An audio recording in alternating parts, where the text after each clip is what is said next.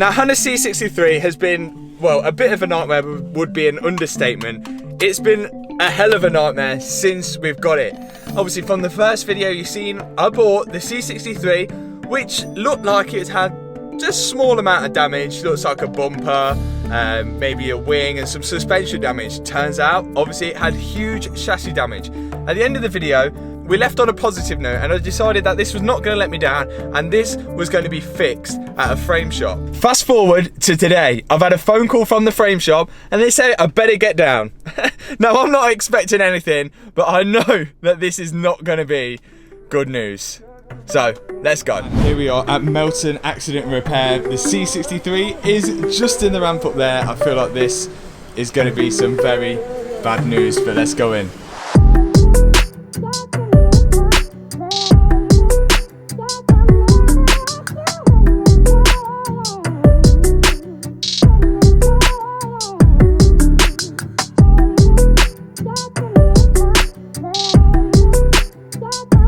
So here's Hannah's C63, which has not been in the unit since the day I got it.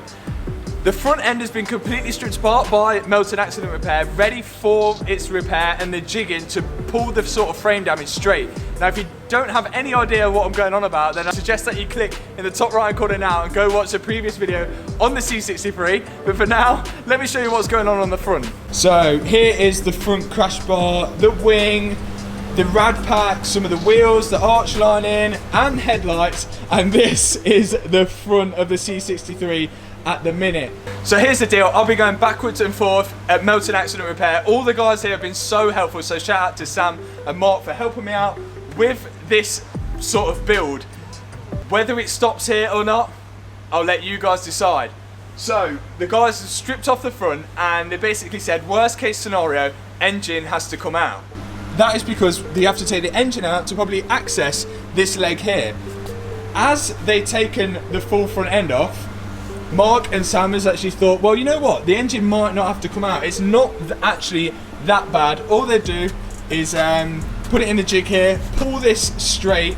They may have to cut and re-weld it there, and it'd actually be straight and stronger than brand new. So you can actually see here the leg sort of bows towards the engine, and then you can see here where the bolt used to be and where it is now, so that's actually been pushed that way as well. There's also an arm here which has been bent because obviously the subframe has moved back because of this. So this leg here is actually the straight one, and the one over there, as you can see, is about 1.5 inches further back than that one. So Sam was messaging me and said, you know what, it's actually turning out to not be that bad. We could probably straighten this out and it wouldn't take that long. This could be repaired nice and easy and we'd get it back on the road and it'd be as good as new. Obviously, I don't know, as you could probably tell, much about framework or straightening. I've never had to straighten a frame out on a car before. But then this is where things started to go downhill.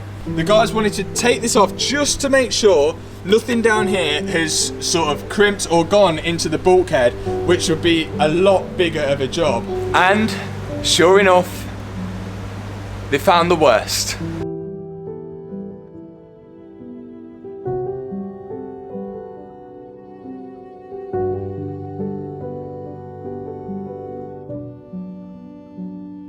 So let's grab this light and show you. So if you can just, let's get the camera in there. So it's very difficult to see, but there you are. Can you see on the leg there? On the leg right there, that is a huge crease in the leg. Now that crease in the leg is going to decide whether this is repairable or not repairable.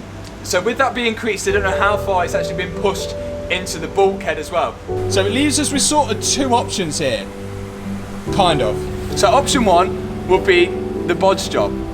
Now Mark and Sam have said a few places would actually repair this very dodgily. They could get this straight, which Mark and Sam could do, get the wheels on it, get it all looking straight and good and driving on the road, and no one would even know that that crease was even there. But with the amount of following that I have and with the reputation of Melton Accident Repair, I'm not willing to do that. I wouldn't be able to live with Hannah going around in a 155 mile an hour car, knowing that if she had an accident, then it's not as strong as what it was on factory. Bearing in mind, a lot of the frame damage work can be stronger than factory, but with that crease, definitely not, and we don't know how far it's gone into the bulkhead. So option number one is a no-go. We're not going to bodge it. If it's going to be repaired, it's going to be repaired properly. That leaves us with option number two.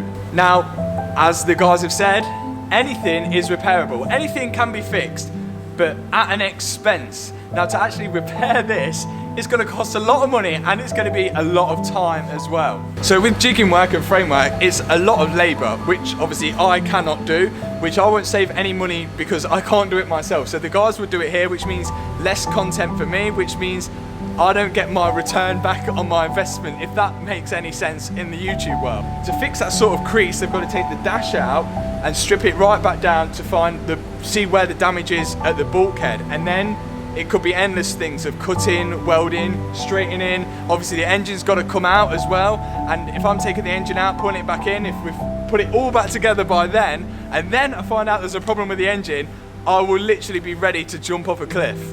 So it just doesn't seem economical to repair. So I hate to say it, but a lot of the guys in the comments were right.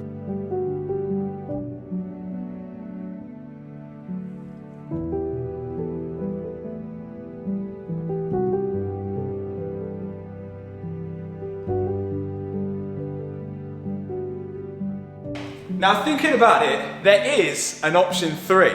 And option three consists of dressing the car back up again, putting the wings, the headlights on, maybe even putting a bumper on it, and then putting it back for auction on Copart again.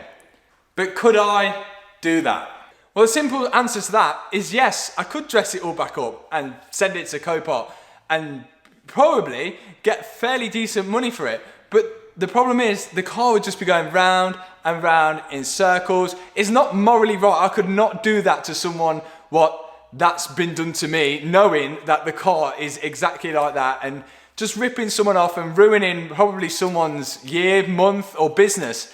I just couldn't do that. So especially with the amount of views that last video got, I think about 350 odd thousand people have watched it. There's bound to be a couple of thousand who see it on Copart and think, that is that car that is bent like a banana. So where does that leave us? It basically just leaves us with an expensive parts car, and that's it. For me, it's not worth repairing, but the parts on the car are worth something. Unfortunately, I don't have a Mercedes to transfer it over to. I will keep a lookout for one, but in the meantime, if any of you guys would like to buy a Mercedes which is fully bent and you just like it for parts, then send me an email, let me know. I'll put my email in the description box below. If you want to take it off my hands, I'll sell it to you cheap. Or if you don't want to buy a bent C63, who would? I don't blame you if you don't. I've dedicated some merch towards that C63, and not only towards that C63, maybe some of your guys' cars as well. Check this out. So obviously we've got the daily jet tags, which are back in stock, lovely and fresh in there. We've still got loads of Kevin air fresheners in stock as well, links in the description. Now this is the dedicated merch for the C63, the Money Pit jet tag. This is going directly on the C63 key. Check it out. And this might not only apply to the C63, it may apply to some of your guys' cars as well, because I mean, we all know cars are an absolute money pit, so why not attach this to one of your car keys? So yeah, links in the description for them. So the question is, how many jet tags am I gonna have to sell to recuperate the costs of that C63? How much did I buy that C63 for? How much am I gonna lose? I've had my pants well and truly pulled down here. I bought that C63 for £14,000.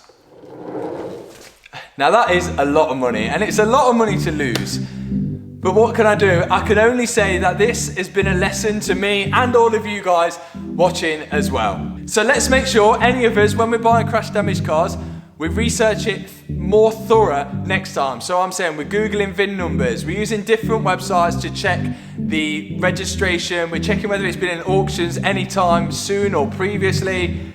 Just basically more research and more knowledge. And don't jump into things. Don't buy with your heart, buy with your brain. I really made a mistake here, and I accept that. It's happened.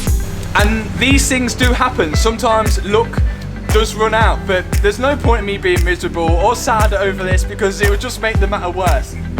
I've accepted now. This is a loss. We've got to move on. Maybe we'll get a C63 in the future, or maybe one will pop up with a destroyed engine and gearbox that I could transfer the parts over onto that. Maybe, I don't know. We'll see what luck brings us, and we'll see what happens in the future and in the next episode. So again, thanks for watching this video. If you've enjoyed it, click that subscribe button, hit the thumbs up button, and I guess I'll see you in the next video. Peace out.